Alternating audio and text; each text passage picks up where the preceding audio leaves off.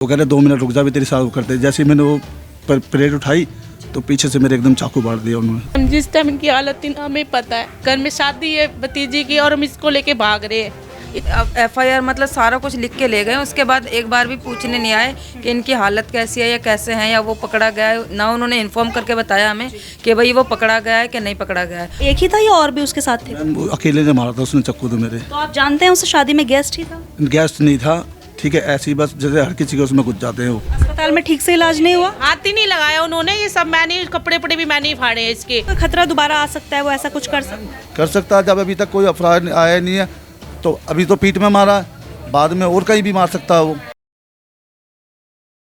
नमस्कार, आप लोग देख रहे हैं तेज तर्रार। मेरा नाम है आफरीन खान। इस वक्त मेरी मौजूदगी राजधानी दिल्ली के दिल्ली कैंट एरिया में है। आपको बता दें, भतीजी की शादी में चाचा के ऊपर चाकू गोद कर हमला कर दिया गया। अब आखिर ये हमलावर कौन था और आखिर हमला क्यों किया गया? चलिए अधिक जानकारी के लिए पीड़ित से जुड़ते हैं। क्या कुछ हुआ था इन्हीं की जुबानी सुनाएंगे आपको। खबर को अंत तक जरूर देखिएगा। क्या नाम है आपका? मेरा नंद किशोर। ये चाकू आपको कैसे लगा? ये मेरी भतीजी की शादी थी तो वो पीछे अपने आके वहाँ पे प्लेटे का, हमारा प्लेटों का सिस्टम था, तो बार बार प्लेटें ले लेके जा रहे। तो मैं उनको मना करने के लिए गया तो मेरे ऊपर हैवी हो गए वो। तो मैंने उनको मना करा तो कह रहे 2 मिनट रुक जा, भी तेरी साथ करते। जैसे ही मैंने वो प्लेट उठाई तो पीछे से मेरे एकदम चाकू मार दिया उन्होंने। किसने मारा? शिवम नाम है उसका। एक ही था या और भी उसके साथ थे? वो अकेले ने मारा था उसने चक्कू तो मेरे। तो आप जानते हैं उस शादी में गेस्ट ही था? गेस्ट नहीं था, ठीक है, ऐसी बस जैसे हर किसी के उसमें घुस जाते हैं वो। अच्छा। बिना इनवाइटिंग के, ठीक तो है। आपकी शादी मतलब आपके घर की शादी में भी ऐसे बिना बुलाए थे? बिना बुलाए थे। और ना तो मैंने अपनी भतीजी की चेहरा देखा बेचारी का, क्योंकि मैं पूरी रात हॉस्पिटल में पड़ा रहा।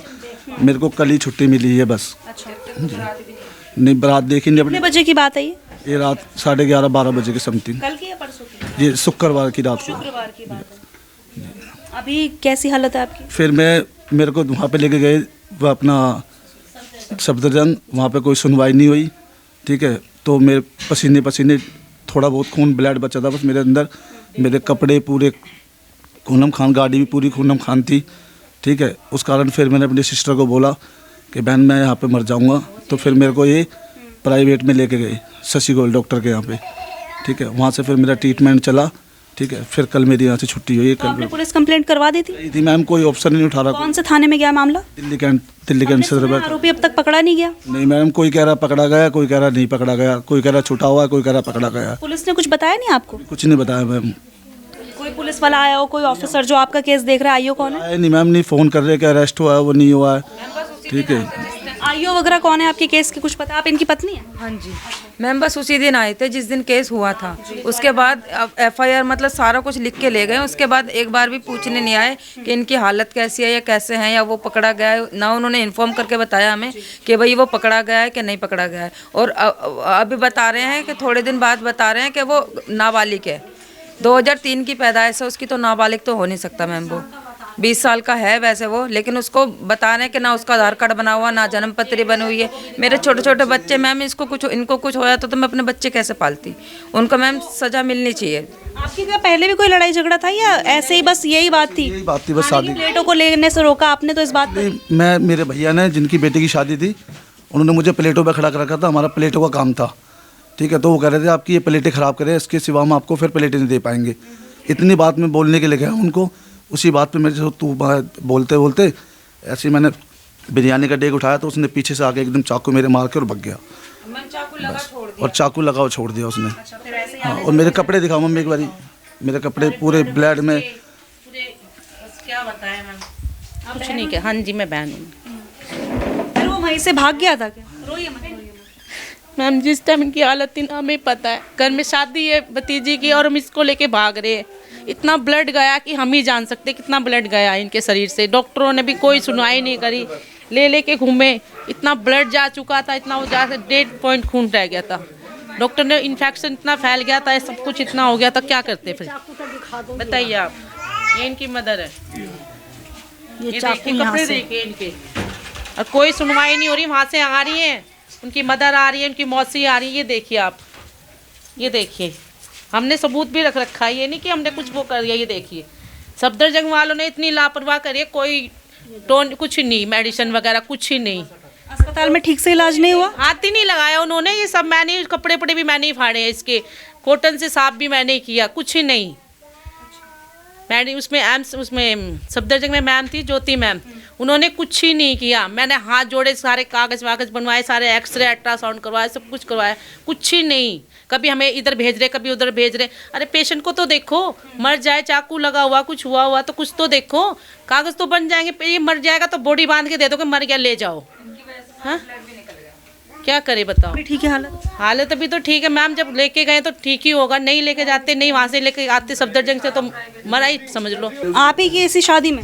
अलग अलग मैम, ठीक है, अलग अलग। जैसे उसी दिन, इसी हफ्ते के अंदर कारण इसने 3-4 बंदों के चाकू लगाया है, ठीक है। एक गरीब आदमी था, उस बेचारे के लगाया, फिर किसी से, हाँ जी, किसी को वैसे कर रहा है, किसी को चाकू दिखा रहा है, और चाकू भी उस पर पता नहीं कौन सा था, वो रैगन, पता नहीं क्या बोलते हैं उसको, रैगन, वो एकदम ऐसे नोक वाला उसके पीछे, और वो जरा सा हल्का सा और मेरे ऐसे कर देता हूँ, मेरे किडनी का इतना सा हिस्सा बचा था बस, किडनी में पहुँचने के लिए इतना सा हिस्सा बचा था बस, पूरा चाकू। वो दोबारा कोशिश कर रहा था डालने की, तो ऊपर मेरी जो भतीजी थी, जिसका मेकअप हो रहा था, जिसकी शादी थी, उसने हल्ला मचाया तो भगे हैं वो। ये सब कुछ कहाँ पर हुआ? सब्जी मंडी में, सब्जी मंडी में। दिल्ली पुलिस इस मामले को जिस तरीके से देख रही है, आप सेटिस्फाई हैं उससे?